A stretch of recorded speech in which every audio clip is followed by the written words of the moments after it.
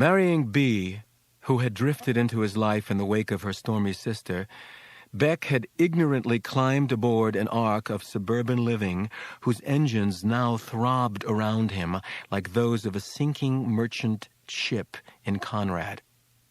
There was no ignoring noise in these environs. In New York, there were walls, precincts, zones, and codes of avoidance. Here in Ossining, every disturbance had a personal application. The ringing phone was never in someone else's apartment, and the child crying downstairs was always one's own. A kind of siege crackled around the gawky half-green house, so conspicuous on its hillock of lawn, a siege of potentially disastrous groans in the plumbing and creaks in the woodwork, while the encircling animal world gnawed, fluttered, and scrabbled at the weakened structure. Invisible beetles and ants powdered the basement floor with their leavings, and Bech was astonished at how much infiltrating wildlife lurked in even a thoroughly tamed and mortgaged stretch of woods. Squirrels, or was it bats, danced over his head in the silver room, above the ceiling with its fantasy map of stains, within those dusty constructional gaps that merged with the teeming treetops via holes he could never spot from the ground or a ladder. Even in the summer, he kept his room's one window closed against the distracting variety of bird calls. That second spring, a colorless small bird had built a nest in a chink of the eaves of the mansard roof and bewitched Bech with the incessancy of its trips to the nest. A fluffy beating of wings, an arousal of tiny cheeping, a momentary silencing of the cheeping with wriggling food, and then a beating of the wings away again. So much fanatic labor to add a few mousy birds to the world's jungle. One morning, suddenly, there was silence from the nest. The fledglings had flown. A loneliness enveloped the writer's eyrie, with its old army green desk from 99th Street, its tinny electric heaters, its bookshelves of raw pine, attached to the studs with screwed-in L brackets, its cardboard boxes of confused but accumulating manuscript. For Bech had taken root in his birdhouse. He had accepted Bea's advice and was pecking his way steadily through the ghostly tangle of Think Big. Bech's fourth and, as critical diction has it, long-awaited novel existed in several spurts or shoals of inspiration. The first had come upon him in London during a brief fling with a petite heiress and gossip columnist named Marissa, and took the envisioned form of an ambitious and elegiac novel directed, like Anna Karenina and Madame Bovary, toward the heroine's suicide. The heroine was to have Marissa's exquisite small bones and feline adaptability, but to be squarely, winsomely, self-ruinously American. Her name came to him with an oddness bespeaking a profoundly subconscious imperative as Olive. Bech managed about 60 handwritten pages, dealing mostly with Olive's education at a Southern girls' college, where the stench of horse manure incongruously swept through the curried green campus, and the idyllic vista of young women of good family striding to class in smart skirts and high heels. But when it came time in the novel to bring her to that capital of ruined innocence, New York City, he was at a loss for what professional field he should mire her in.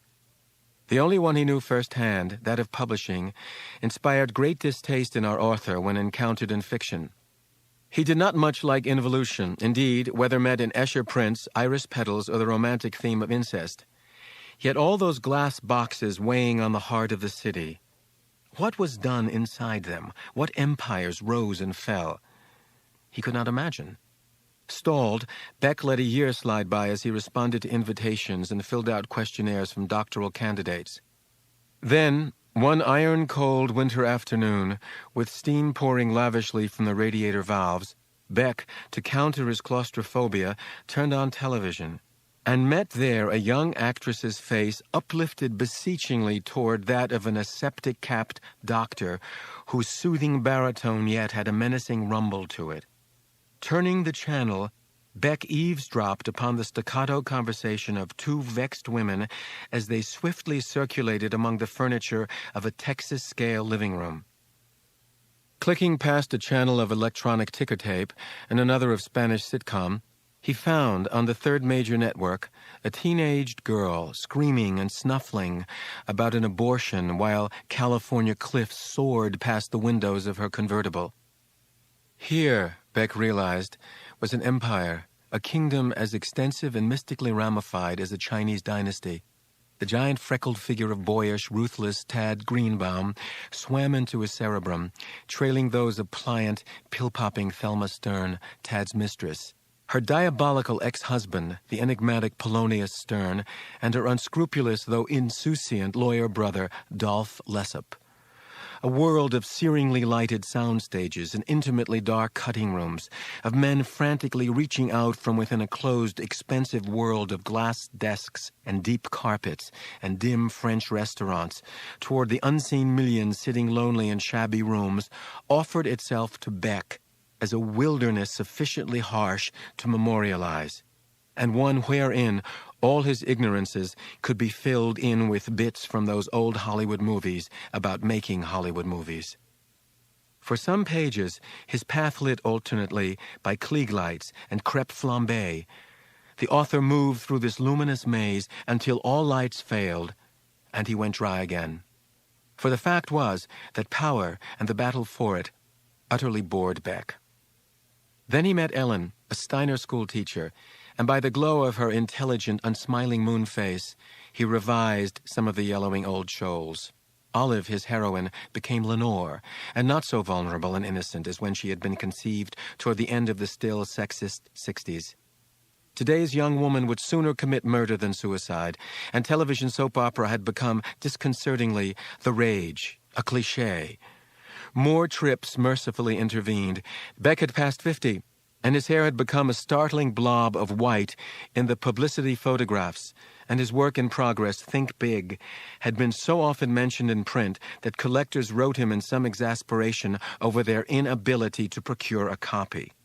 It was this mess of hopeful beginnings, it was this blasted dream, that B now ordered him to make come true. What did she know of art? She had been an honors student at Vassar, majoring in economics.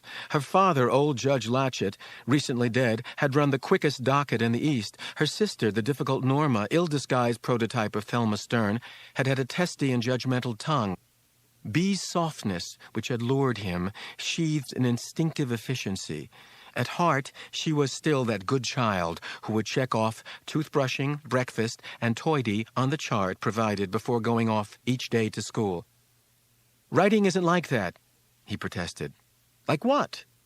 Like toothbrushing and breakfast and doing toity. The world doesn't need it that way. She thought, her face in repose, round and unsmiling, like that of his character Lenore. You do, though, she said, need it, because you're a writer. At least that's what you told me you were. Bech ignored the suggestion that he had deceived her for the many years of their courtship. He pursued his argument. To justify its existence, writing has to be extraordinary. If it's ordinary, it's less than worthless. It's clutter. Go into any bookstore and try to breathe. You can't. Too many words, produced by people working every morning. You know, B told him, Rodney wasn't that crazy about being a bonds analyst either. He would have loved to play tennis all day, every day, but up he got to catch that 7:31, rain or shine. It used to break my heart. I'd hide in bed until he was gone. It made me feel so guilty. See, Bech said, by marrying me, you freed yourself from guilt. But every time she brandished Rodney's example at him, he knew that he had given the world of power a hook into his flesh. Donald keeps asking me what you do, B went on ruthlessly. The girls were asked at school if it was true that you were insane. I mean, 13 years without a word. Now you're hurting me. You're hurting us, she said, her face going pink in patches. Rodney feels sorry for me, I can tell over the phone. Oh, fuck Rodney. What do I care about the Rodneys of the world? Why did you ever leave him if he was so great? He was a pill, but don't make me say it. It's you I love, obviously. Forget everything I said. I love it the way you keep yourself pure by never putting pen to paper. There's just one little thing. What's that? Never mind. No, tell me. He loved secrets, had loved them ever since his father whispered to him that his mother was bad-tempered that day for a reason that had nothing to do with them, and that someday, when Henry grew up, he would understand. It was not until Bech was about 38 and lying in bed beside a lovely sleeping girl called Claire that Bech realized his father had been referring to menstruation. "We need the dough," B said. "Oh-ho! Now you're really talking. This is a big house to heat, and they say fuel oil's going to go to $1 a gallon, and some slates fell off the north side after that big wind last week. Let's sell this barn and move back to the Apple, where the living is easy." "You know, I would, if it weren't for the children." He knew nothing of the kind, but enjoyed making her lie. He enjoyed, indeed, these contentious conversations, bringing out the Norma in B, and would have continued had not the front doorbell rung. It was Marcy Flint, another driven veteran of suburban quotidian, come to compare second marriages over coffee. Bech fled upstairs, past all the tumbled toys and blankets of the children's bedrooms, to his third-floor retreat. He scratched out "Think Big" on page 1 of his mauled manuscript and penned the words, "Easy Money." He changed his heroine's name back to Olive. Ripe with reckless scorn, he began anew.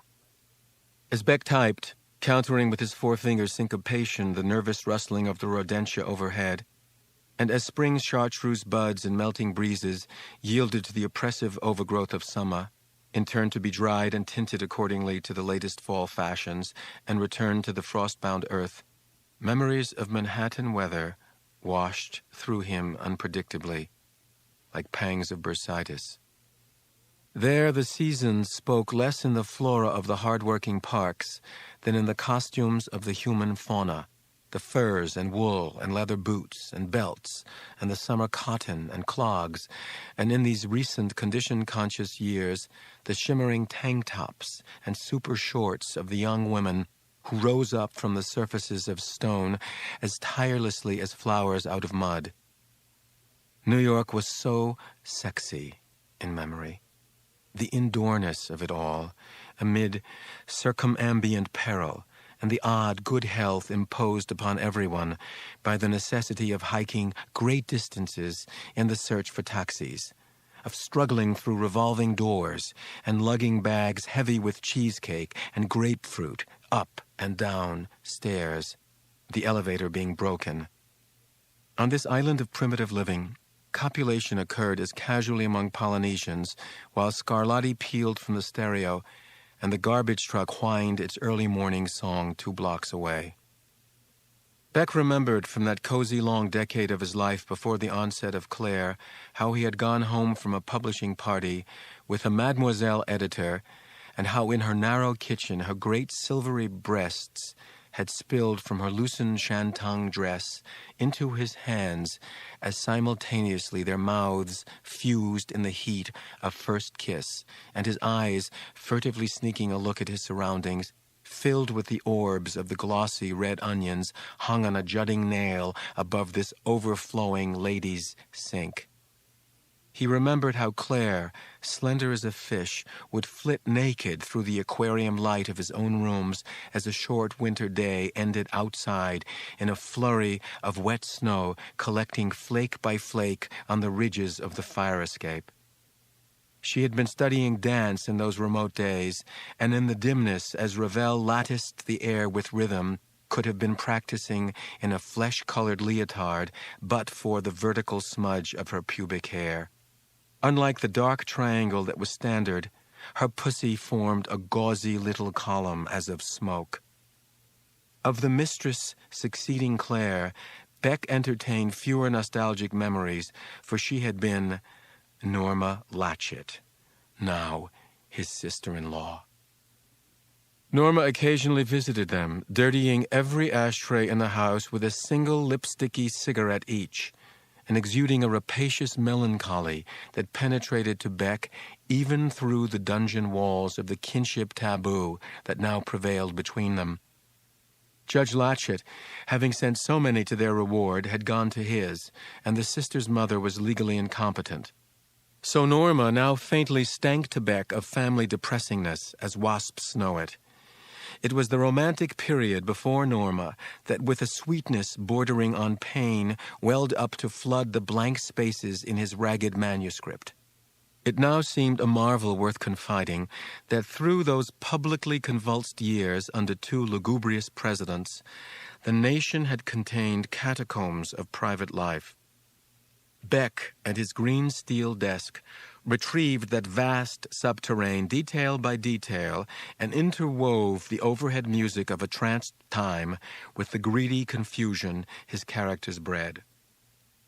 They were, but for Olive and some lesser shiksa mistresses, Jewish, and here, in this house built and repeatedly bought by Protestants, and presently occupied, save for himself, by blondes, and haunted by the tight-lipped ghost of Rodney Cook, Jewishness, too, became a kind of marvel, a threadbare fable still being spun, an energy and irony vengefully animating the ruins of Christendom, a flavor and guile and humor, an inspired heedlessness, truly superhuman. A spectacle elevated the promised biblical notch above the rest of the human drama. His own childhood, his Brooklyn uncles and West Side upbringing, he now saw, through the precious wrong end of the telescope, to be as sharp and toy-like as once the redneck motorcyclists of the Midwest had seemed, when the telescope was pointed in the other direction. Day by day, his imagination caught slow fire and smoldered a few pages to the gray of typescript. He had determined not to rewrite, in his usual patient spider style, or even to reread, except to check the color of a character's hair or sports car. Where the events seemed implausible, he reasoned that a novel about Greenbaum Productions might legitimately have the texture of a soap opera. Where a character seemed thin and unformed, he reassured himself that later episodes would flesh him out. Where a gap loomed, Bech enshrined yet another erotic memory from that past, enchanted by the removes of time and his Ossining exile. He cast off as spiritual patrons finicky Flaubert and Kafka, and adopted the pragmatic fatalism of those great native slapdashers Melville and Faulkner. Whatever faults he was bundling pell-mell into his opus, he saw as deepening his revenge upon B. For his uncharacteristic gallop of activity was, among other things, spiteful. Fulfillment of a vow to show her. "I'll show you," children would sometimes shout, near tears beneath his window. Downstairs, when the day's dizzying flight with the smirched angels of his imagining was over, a brave new domestic world awaited Bech. For lunch, he might eat several drying peanut butter and jelly sandwich halves that Donald and a playmate had spurned an hour before. As summer ripened, vegetables from B's garden, beans, broccoli, zucchini, might be lying on the butcher block counter and could be nibbled raw. That there was great nutritional and moral benefit in raw, homegrown vegetables was one of the Christian notions he found piquant. If B was around, she might warm him soup from a can and sit at the round kitchen table and sip some with him. Luncheon meat might be in the refrigerator or not, depending upon the vagaries of her shopping and the predations of Anne's and Judy's boyfriends. It was a contrast of chaos to the provender of Bech's bachelor days, when the stack of delicatessen salami occupying in lonely splendor the second shelf of his refrigerator went down at the inexorable rate of 3 slices a day, like a book being slowly read through. Dinner in those days he usually ate out, or else, in the emergency of a blizzard or an irresistible TV special, he heated up a frozen Chinese meal, the heart of the egg roll still deliciously icy.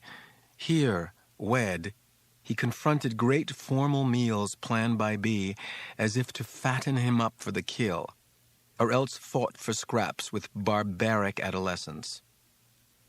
Anne's and Judy's boyfriends struck him as a clamorous and odorous swarm of dermatological disasters, a pack of howling wolves clad in the latest style of ragbag prep, their clothes stretching and ripping under the pressure of their growing bodies, their modes of courtship uniformly impossible to ignore, from the demonstrations of football prowess arranged on the September lawn to the post-midnight spin-outs of their parents' Mercedeses on the gravel drive after some vernal dance.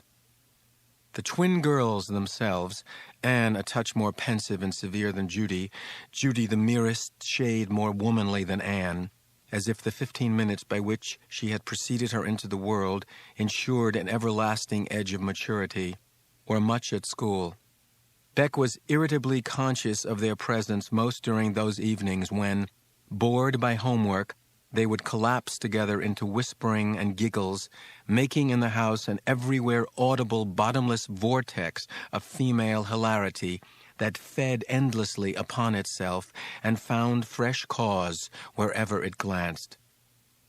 Bech could only imagine that he was somehow the joke, and feared that the entire house and his life with it would be sucked down into their insatiable mirth, so sinisterly amplified by twinishness.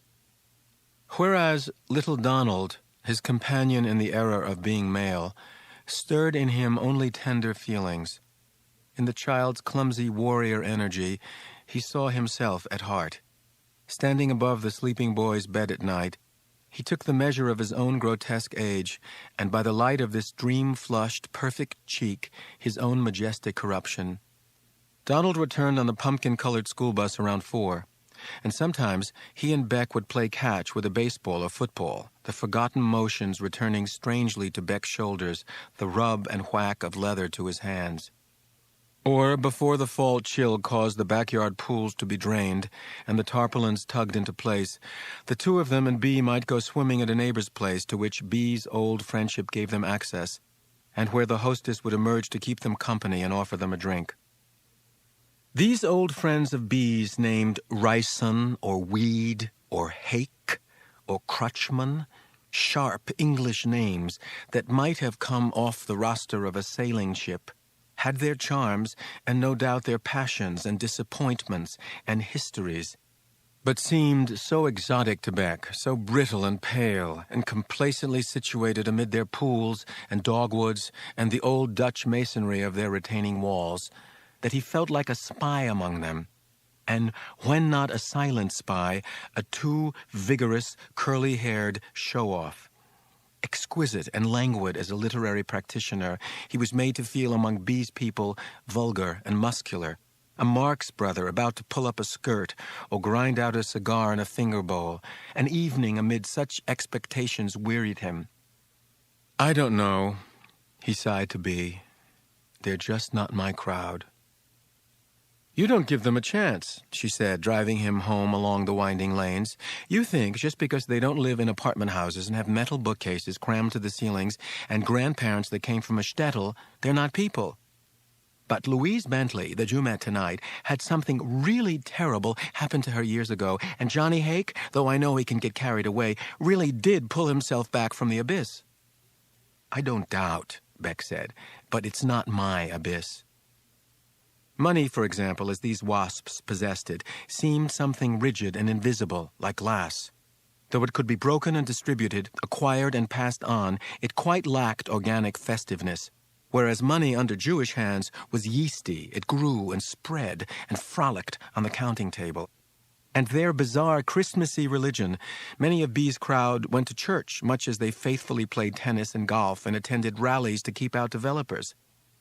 Yet their God, for all of his colorful history and spangled attributes, lay above earth like a whisper of icy cirrus, a tenuous and diffident other whose tendrils failed to entwine with fibrous blood and muscle.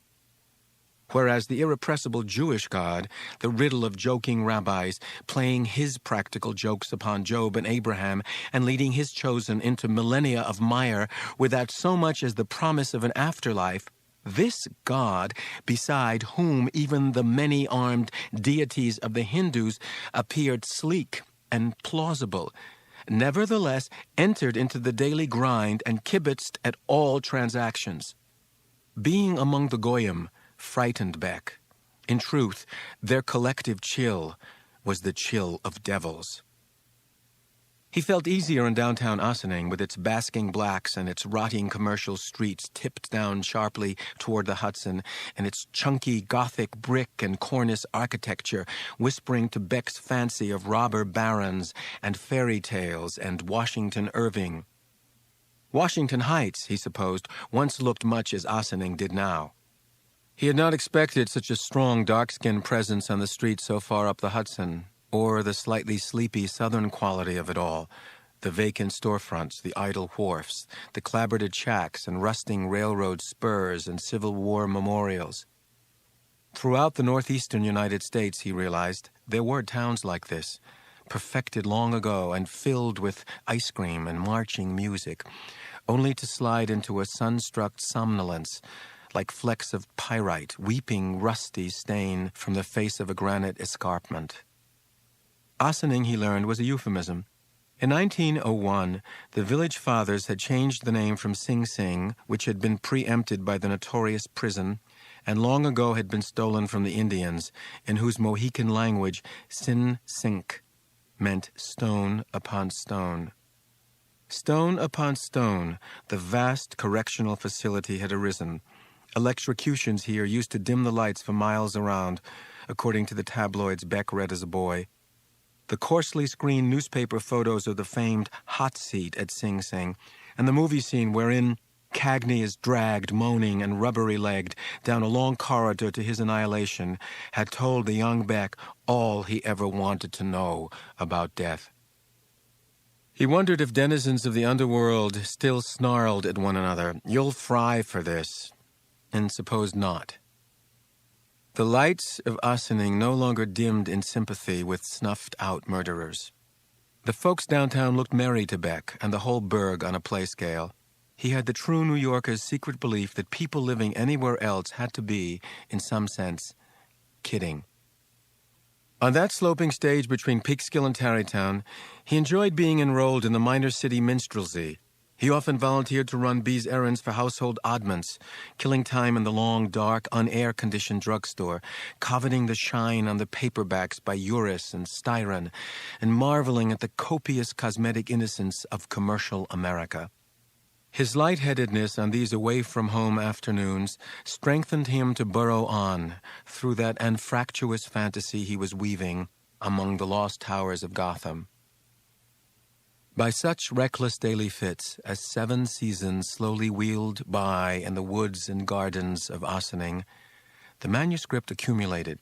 4 emptied boxes of bond paper were needed to contain it, and still the world set forth seemed imperfectly explored. A cave illumined by a feeble flashlight, with ever more incidents and vistas waiting behind this or that stalagmite, or just on the shadowy far shore of the unstirring alkaline pool. At night, sometimes he would read B a few pages of it, and she would nod beside him in bed, exhaling the last drag of her cigarette. She had taken up smoking after years on the nicotine wagon, in what mood of renewed desperation or fresh anger he could not fathom, and utter crisply, "It's good, Henry." That's all you can say. It's loose. You're really rolling. You've gotten those people just where you want them. Something about the way you say that. Well, what am I supposed to do? Whoop for joy? She doused her butt with the vehement hiss in the paper bathroom cup half full of water she kept by her bedside in lieu of an ashtray, a trick learned at Vassar. All those old sugar plums you fucked in New York, do you really think I enjoy hearing about how great they were? Honey, it's fantasy. I never knew anybody like these people. These people have money. The people I knew all subscribed to commentary before it went fascist. Do you realize there isn't a Gentile character in here who isn't slavishly in love with some Jew? Well, that's life, you're going to say? Well, that's the kind of book it is. Travel Light was all about Gentiles. Seen as hooligans, as barbaric people, how can you think that, living 2 years now with Anne and Judy and Donald, he just adores you? You know that, don't you? He can beat me at Battleship, that's what he likes. Hey, are you crying? She had turned her head away. She rattled at her night table, lighting another cigarette with her back still turned. The very space of the room had changed, as if their marriage had passed through a black hole and come out as antimatter. B prolonged the operation, knowing she had roused guilt in him, and when she at last turned back, gave him a profile as cool as the head on a coin. She had a toughness, B, that the toughness of her sister Norma had long eclipsed, but that connubial solitude revealed. I've another idea for your title. she said, biting off the words softly and precisely. Call it Jews and those awful others. Or how about Jews and jerks? Bech declined to make the expected protest. What he minded most about her in these moods was his sense of being programmed, of being fitted tightly into a pattern of reaction. She wanted, his loving suburban softy, to nail him down. Frustrated by his silence, she conceded him her full face. Her eyes rubbed pink in the effort of suppressing tears, and her mouth, a blurred cloud of flesh color, sexier than any lipstick. She put an arm about him. He reciprocated, careful of the cigarette close to his ear. I just thought, she confessed, her voice coming in little heated spurts of breath, you're living here so long now with me, with us. Something nice would get into your book. But those people are so vicious, Henry. There's no love making them tick, just ego and greed. Is that how you see us? I mean, us? People? No, he said, patting, thinking that indeed he did. Indeed, he did. I recognize these gestures and bits of furniture you've taken from your life here, but it doesn't seem at all like me, this idiotic Ginger character. I hate her. Yet sometimes whole sentences I know I've said come out of her mouth. Ginger was Tad Greenbaum's stubborn little pug of a wife, always wearing caftans and muumuus to hide her 30 pounds of overweight. Bech stroked the roundness of the shoulder that Bee's askew nightie strap bared, while her solvent tears running freely released to his nostrils the scent of discomposed skin moisturizer. The only thing you and Ginger Greenbaum have in common, he assured her, is you're both married to beasts. You're not a beast. You're a dear, kind man. Away from my desk, he interjected. But I get the feeling when you read your book to me, it's a way of paying me back for loving you, for marrying you. Who was it, he asked her, who told me to do a few pages a day and not worry about le mot juste and the capacity for taking infinite pains and all that crap? Who? Please don't be so angry, Bee begged. The hand of the arm not around his shoulders and holding a cigarette, the hand of the arm squeezed between and under their facing tangent bodies, found his dormant prick and fumblingly enclosed it. I love your book, she said. Those people are so silly and wild, not like us at all. Poor little Olive. His voice softened as his prick hardened. You talk as though this was the first time I've ever written about Jews. That's not so. Brother Pig had that union organizer in it, and there were even rabbis in The Chosen. I just didn't want to do what all the others were doing, and what Singer had done in Yiddish anyway. She snuffled, quite his Christian maiden now, and burrowed her pink nose deeper into the grisly froth of his chest, while her touch lower down took on a quicksilver purity and slidingness. I have a terrible confession to make, she said. I never got through The Chosen. It was assigned years ago in a reading group I belonged to up here, and I tried to read it and kept getting interrupted, and then the group discussed it, and it was as if I had read it. Any guilt Bech might have been feeling toward her eased. Claire had read The Chosen. It had been dedicated to her. Norma had read it twice, taking notes. He rolled across Bee's body and switched off the light. Nobody who did read it liked it, he said in the dark, and kneeled above her, near her face. Wait, she said, and dunked her cigarette with a sizzle. Something like a wet smoke ring encircled him, tightened, loosened. What beasts we all are. Bee found him a typist, May, a 30-year-old black woman with an IBM Selectric in a little ranch house the color of faded raspberries on Shady Lane. There was a green parakeet in a cage and a small brown child hiding behind every piece of furniture. Bech was afraid May wouldn't be able to spell, but as it turned out, she was all precision and copy-editing punctilio. She was in rebellion against her racial stereotype, like a Chinese rowdy or an Arab who hates to haggle. It was frightening, seeing his sloppily battered out, confusingly revised manuscript go off and come back the next weekend as stacks of crisp, prim typescript with a carbon on onion skin and a separate pink sheet of queried corrigenda. He was being edged closer to the dread plunge of publication, as when, younger, he would mount in a line of shivering wet children to the top of the great water slide at Coney Island, a shaky little platform a mile above turquoise depths that still churned after swallowing their last victim, and the child behind him would nudge the back of his legs when all Bech wanted was to stand there a while and think about it. Maybe, he said to Bea, since May is such a whiz and must need the money, you never see a husband around the place, just that parakeet, I should go over it once more and have her retype.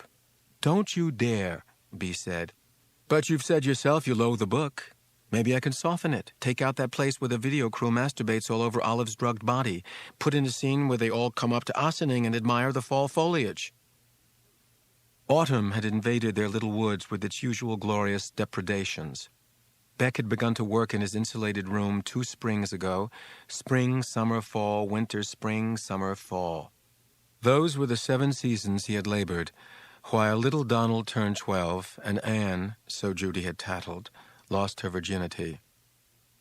I loathe it, but it's you, Bea said. Show it to your publisher. This was most frightening. 15 years had passed since he had submitted a manuscript to the Vellum Press. In this interval, the company had been sold to a supermarket chain who had peddled it to an oil company who had, in turn, not liking the patrician red of Vellum's bottom line, managed to foist the firm off on a West Coast lumber and shale-based conglomerate, underwritten, it was rumored, by a sinister liaison of Japanese and Saudi money. It was like being a fallen woman in the old days. Once you sold yourself, you were never your own again. But at each change of ownership, Bech's books, outre enough to reassure the public that artistic concerns had not been wholly abandoned, were reissued in a new paperback format. His longtime editor at Vellum, dapper, sensitive Ned Clavell, had succumbed to well-earned cirrhosis of the liver and gone to that 3-martini luncheon in the sky. Big Billy Vanderhaven, who had founded the firm as a rich man's plaything in the days of the trifling tax bite, and who had concocted its name loosely out of his own, had long since retired to Hawaii, where he lived with his 5th wife on a diet of seaweed and macadamia nuts. A great fadster, who had raced at Le Mans and mountain climbed in Nepal and scuba dived off Acapulco, Big Billy, so called 60 years ago to distinguish him from his effete and once socially prominent cousin, Little Billy Vanderhaven, had apparently cracked the secret of eternal life, which is, do whatever you please. Yet, had the octogenarian returned under the sponsorship of that Japanese and Saudi money to take the helm of Vellum again, the effect could have been scarcely less sensational than Henry Bech turning up with a new manuscript. Bech no longer knew the name of anyone at the firm except the woman who handled permissions and sent him his little checks and courtesy copies of relevant anthologies with their waxen covers and atrocious typos. When at last, gulping and sitting down and shutting his eyes and preparing to slide, he dialed Vellum's number. It was the editor-in-chief he asked for. He was connected to the snotty voice of a boy. "You're the editor-in-chief?" he asked incredulously. "No, I'm not," the voice said through its nose. "This is her secretary." "Oh, well, could I talk to her?" "May I ask who's calling, please?" Bech told him. "Could you spell that, please?" "Like the beer, but with an H on the end, like in Heineken." "Truly? Well, aren't we boozy this morning?" There was a cascade of electronic peeping, a cup-shaped silence, and then a deep female voice saying, "Mr. Schlitzer? No, Bech, B-E-C-H. Henry, I'm one of your authors." "You sure are. Absolutely. It's an honor and a pleasure to hear your voice. I first read you in Irvington High School. They assigned travel light to the accelerated track. It knocked me for a loop, and it stayed with me, not to mention those others. What can I do for you, sir? I'm Doreen Pease, by the way. Sorry we've never met." From all this, Bech gathered that he was something of a musty legend in the halls of Vellum. And that nevertheless, here was a busy woman with her own gravity and a tested velocity and displacement value. He should come to the point. "I'm sorry, too," he began. "I wish we could get you in here for lunch sometime. I would love to get your slant on the new format we've given your reprints. We are just crazy about what this new designer has done. She's just out of the Rhode Island School of Design, but those stick figures against those electric colors with the sateen finish and the counter-stamped embossing..." "Stunning," Bech agreed. "You know, it gives a unity. For me, it gives the shopper a handle on what you are all about, you as opposed to each individual title. The salesmen report that the chains have been really enthusiastic. Some of them have given us a week in the window. And that ain't just hay for quality softcover." "Well, actually, Ms. Doreen will do fine." "It's about a book I'm calling." "Yes!" That was it. A single spurt of steam, impatient. The pleasantries were over. The time clock was running. "I've written a new one and wondered whom I should send it to." The silence this time was not cup-shaped, but more like that of a liqueur glass, narrow and transparent, with a brittle stem. She said, "When you say you've written it, what do you mean exactly? This isn't an outline or a list of chapters you want us to bid on." "No, it's finished. I mean, there may be some revisions on the galleys." "The first-pass proofs, yes." "Whatever. And as to the bid, in the old days, when Mr. Vanderhaven was around, you just take it and print it and pay me a royalty we thought was fair." "Those were the old days," Doreen Pease said, permitting herself a guffaw and what sounded like a puff on her cigar. "Let's get our dominoes all in line, Mr. Bech. You've finished a manuscript. Is this the Think Big you mention in interviews from time to time?" "Well, the title's been changed, tentatively. I'm married now." "I read that in People about 6 months ago, wasn't it?" 2.5 years, actually. "My wife had this theory about how to write a book. You just sit down and do it." "Well, of course. Smart girl. And you're calling me to ask who to send it to? Where's your agent in all this?" He blushed, a wasted signal over the phone. "I've never had one. I hate people reading over my shoulder." "Henry, I'm cutting my own throat saying this, but if I were you, I'd get me one, starting now. A book by Henry Bech is a major development. But if you want to play it your way, send it straight here to me. Doreen Pease, like the vegetable with an E on the end. Or I could bring it down on the train. I seem to live up here in Westchester." "Tell me where, and we'll send a messenger in a limo to pick it up." He told her where and asked, "Isn't a limo expensive?" "We find it cuts way down on postage and saves us a fortune in the time sector. Anyway, let's face it, Henry, you're top of the line. What'd you say the title was?" "Easy Money." "Oh, yes!" The hiss sounded prolonged. He wondered if he was tiring her. "Oh, one more thing, Miss Pease, Doreen. If it turns out you like it and, want to print it..." "Oh, Christ! I'm sure we'll want to. It can't be that terrible. You're very sweetly modest, Henry, but you have a name, and names don't grow on trees these days. Television keeps coming up with so many new celebrities, the public has lost track. The public is a conservative animal. That's the conclusion I've come to after 20 years in this business. They like the tried and true. You'd know that better than I would." She guffawed. She had decided that he was somehow joshing her and that all her worldly wisdom was his also. "What I wanted to ask," Bech said, "was, would I be assigned an editor? My old one, Ned Clavell, died a few years ago." "Well, he was a bit before my era here, but I've heard a ton about him. He must have been a wonderful man." He had his points. He cared a lot about not splitting infinitives or putting too much vermouth into a martini. "Yes, I think I know what you're saying. I'm reading you, Henry." She was? He seemed to hear her humming, but perhaps it was another conversation fraying into this line.